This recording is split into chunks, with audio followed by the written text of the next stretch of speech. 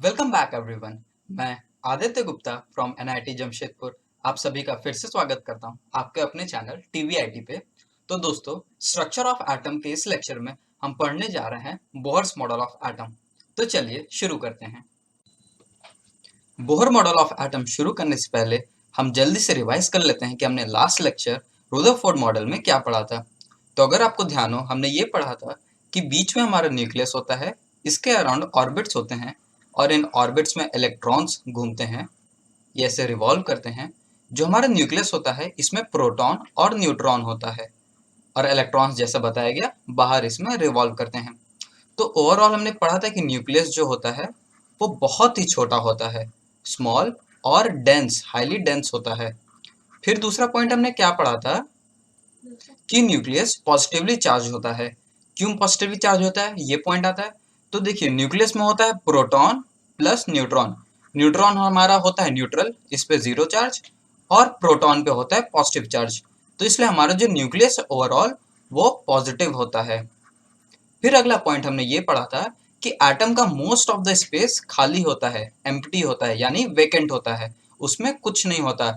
जो हमारा बीच का पार्ट है उसमें न्यूक्लियस पाया जाता है और जो साइड में इलेक्ट्रॉन्स हैं ये बहुत दूर दूर होते हैं और मैक्सिमम एरिया हमारा एटम का खाली होता है। फिर ये इलेक्ट्रॉन की प्रॉपर्टी पढ़ी थी कि जो इलेक्ट्रॉन्स हैं ये न्यूक्लियस के अराउंड ऐसे बहुत हाई स्पीड में रिवॉल्व करते रहते हैं, घूमते रहते हैं, और इन सर्कुलर पाथ्स को हम ऑर्बिट्स कहते हैं। फिर नेक्स्ट पॉइंट हमने देखा था कि ओवरऑल एटम का जो चार्ज है वो न्यूट्रल होता है, यानी atom is electrically neutral. Neutral क्यों होता है? क्योंकि number of protons is equal to number of electrons होते हैं किसी भी एटम में। तो जितना पॉजिटिव चार्ज हुआ उतना ही नेगेटिव चार्ज हो गया, तो इसलिए ओवरऑल चार्ज जो है वो जीरो हो जाता है। ये था हमारा रुदरफोर्ड मॉडल का क्विक रिवीजन। अब इसमें ड्रॉबैक्स क्या थे वो भी जल्दी से रिवाइज कर लेते हैं। ड्रॉबैक इसका ये था कि इलेक्ट्रोमैग्नेटिक थ्योरी के हिसाब से जब एक इलेक्ट्रॉन यहाँ रिवॉल्व कर रहा है तो वो एक्सेलरेटेड मोशन कर रहा है, और एक्सेलरेटेड मोशन कर रहा है तो वो टाइम के साथ एनर्जी लूज करेगा। एनर्जी लूज करेगा तो उसका रेडियस धीरे धीरे कम होता जाएगा।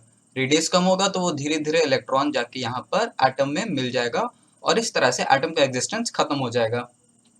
तो इस पॉइंट को समझाने के लिए हमारी नई थ्योरी आई जो सर नील्स बोर ने दी थी। तो अब हम पढ़ेंगे Bohr model of atom. Bohr model of atom ही हमारा प्रेजेंट मॉडल ऑफ एटम है। जो अभी प्रेजेंट कॉन्सेप्ट हम लोग पढ़ते हैं एटम का स्ट्रक्चर का, वो नील्स बोर ने ही दिया था। और नील्स बोर ने जो सबसे इंपॉर्टेंट पॉइंट समझा था किसी एटम का, वो था स्टेबिलिटी। तो हमारा बोहर मॉडल ऑफ एटम इसी पे फोकस करता है और इसी को एक्सप्लेन करता है कि एक एटम स्टेबल कैसे होता है। क्योंकि रुदरफोर्ड मॉडल ऑफ एटम के हिसाब से हमारा स्ट्रक्चर अनस्टेबल था, क्योंकि ऐसे घूम के यहाँ मिल जा रहा था।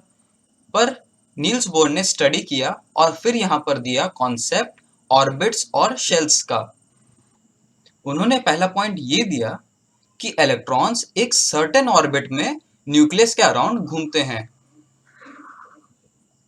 और इसका नाम उन्होंने ऑर्बिट्स या फिर एनर्जी लेवल्स दिया।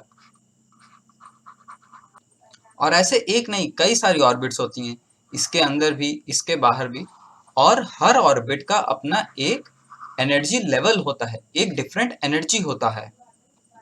फिर दूसरा पॉइंट उन्होंने ये बताया कि जब इलेक्ट्रॉन इसमें घूम रहा है ऑर्बिट्स में, तो वो एनर्जी लूज नहीं करेगा।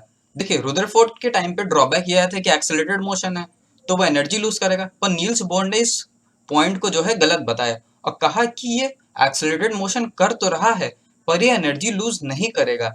एक्सेलरेटेड मोशन होने के बावजूद ये अपने ऑर्बिट में ही चक्कर काटेगा, इसी के अराउंड रिवॉल्व करेगा और एनर्जी लूज करके ये अंदर या बाहर नहीं जाएगा। ये जहां पर है उसी ऑर्बिट में फिक्स्ड रहेगा। फिर जब एनर्जी लूज नहीं कर रहा है तो वो अंदर आने की बात ही नहीं होती और वो न्यूक्लियस से नहीं मिलेगा। तो ओवरऑल जो हमारा एटम हो गया वो स्टेबल हो गया इस तरह।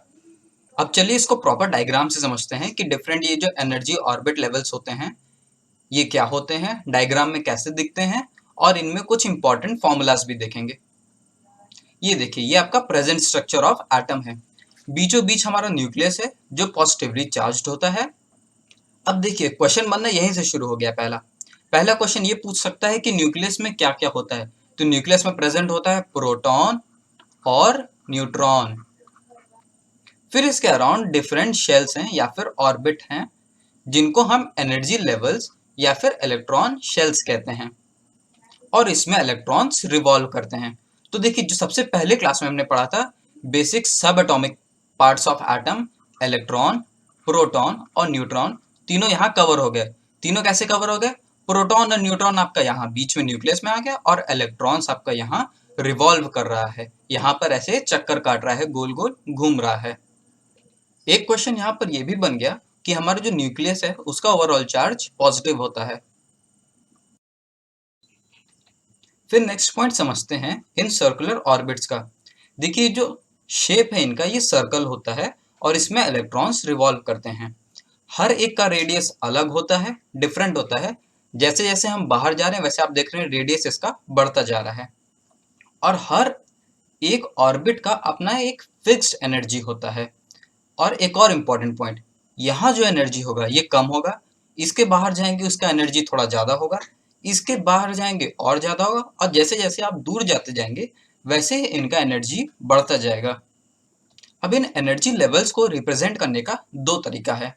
पहला तरीका है आप 1 2 3 4 करके इसको नंबरिंग कर दीजिए जितना भी बाहर जा रहा है, और दूसरा तरीका है ये KLMN वाला। ये बहुत इंपॉर्टेंट है क्योंकि एग्जाम में डायरेक्ट क्वेश्चन ये पूछ लेता है कि K शेल में कितने इलेक्ट्रॉन होते हैं, L शेल में, M शेल में या फिर N शेल में।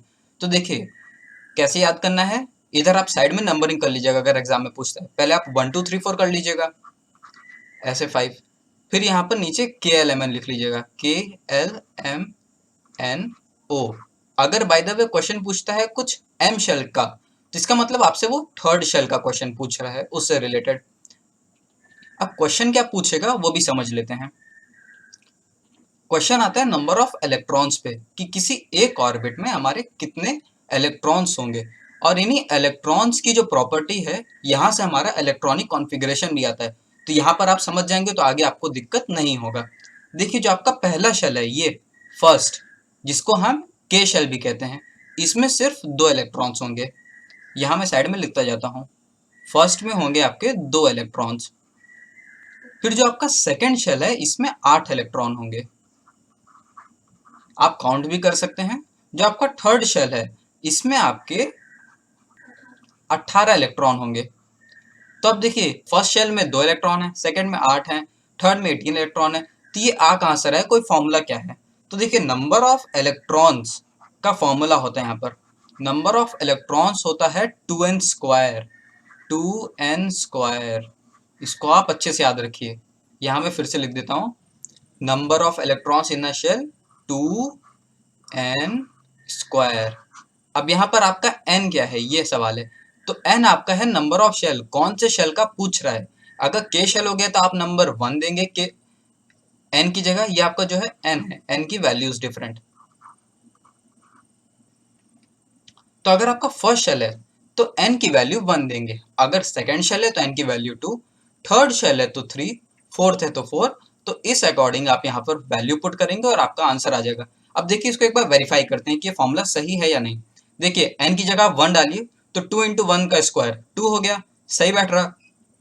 अब n की जगह 2 डालिए तो 2 इंटू 2 का स्क्वायर, यह आ गया आपका 8। तो देखिए 8 भी आपका सही बैठ रहा। अब n की जगह एक बार 3 डाल के देखिए, 2 इंटू 3 का स्क्वायर, 3 का स्क्वायर होता है 9, 9 2 ज़ा 18। तो देखिए ये भी सही है। अब इस तरह अगर आपसे कोई फोर्थ का पूछे तो देखिए फोर्थ का क्या करेंगे, 2, n की जगह आप 4 रखेंगे, 4 का स्क्वायर 16 और 16 2 ज़ा 32। तो यानी हमारे फोर्थ शेल में मैक्सिमम 32 इलेक्ट्रॉन्स आ सकते हैं। ये मैं जो बता रहा हूँ ये मैक्सिमम कैपेबिलिटी है, यानी फर्स्ट शेल में मैक्सिमम 2 आ सकते हैं, 2 से ज़्यादा नहीं आएंगे। सेकंड में मैक्सिमम 8 आ सकते हैं, 8 इलेक्ट्रॉन से ज़्यादा आपके नहीं आएंगे। थर्ड में मैक्सिमम 18 इलेक्ट्रॉन आ सकते हैं, 18 से ज़्यादा नहीं आएंगे, 18 से कम हो सकते हैं, पर ये 18 जो है मैक्सिमम है, इससे ज़्यादा नहीं होगा।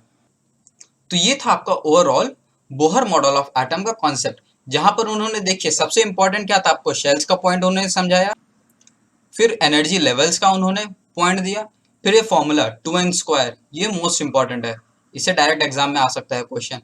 और एक क्वेश्चन की प्रैक्टिस अभी कर लेते हैं। क्वेश्चन कैसे दे दिया, find number of electrons in nth shell. तो देखिए इसको सॉल्व कैसे करेंगे। nth शेल में इलेक्ट्रॉन्स हमको पता है, कोई भी शेल हो किसी भी नंबर का हो तो फॉर्मूला होता है 2n स्क्वायर। अब देखिए n के लिए यहां से देखेंगे, n के लिए हमारा जो स्मॉल n है उसकी वैल्यू है 4। यहां से हम 4 उठा लेंगे तो यहाँ फॉर्मूला में रखेंगे 2 इंटू 4 का स्क्वायर, तो अल्टीमेटली हमारा आंसर आ जाएगा 32 इलेक्ट्रॉन्स। तो अगर एग्जाम में क्वेश्चन आता है कि nth, या फिर एग्जाम में ये भी पूछ सकता है कि फोर्थ शेल में मैक्सिमम कितने इलेक्ट्रॉन्स हो सकते हैं, तो आंसर होगा 32 इलेक्ट्रॉन्स। अब हमने जितना भी अब तक पढ़ा इसको एक बार पॉइंट्स में देख लेते हैं। देखिए फर्स्ट पॉइंट है an atom is made up of 3 particles, electrons, protons और न्यूट्रॉन्स। ये आपको पता है कि एक एटम 3 सब एटॉमिक पार्टिकल से बनता है, वो होते हैं हमारे electron, proton, neutron. Second point है protons and neutrons are located in small nucleus at the centre of atom. ये भी मैंने समझा दिया कि हमारा प्रोटॉन और न्यूट्रॉन एक एटम के बीचों बीच होता है और इस बीच वाले पार्ट को हम न्यूक्लियस कहते हैं। थर्ड पॉइंट है the electrons revolve rapidly around the nucleus in fixed paths called energy levels और शेल्स। ये हमारे इलेक्ट्रॉन्स जो हैं ये इसमें बहुत तेजी से घूमते हैं और इनका नाम हमने एनर्जी लेवल्स या फिर शेल्स बोल दिया। फिर नेक्स्ट पॉइंट था there is limit to number of electrons which each energy level और शेल कैन होल्ड।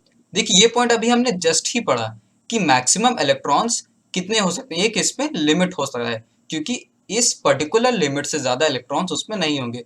तो इसका फॉर्मूला भी देख लिया कि ये 2n स्क्वायर होता है। इसको आप बार बार ही बोलिए, याद कर लीजिए एकदम अच्छे से।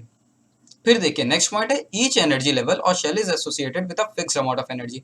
ये इसके बाहर जो शेल्स होते हैं इनका एक फिक्स एनर्जी होता है, हर शेल का एक फिक्स अपना एनर्जी होगा और डिफरेंट रेडियस भी होता है। जैसे जैसे बाहर जाएंगे वैसे ही इनका रेडियस बढ़ता जाएगा।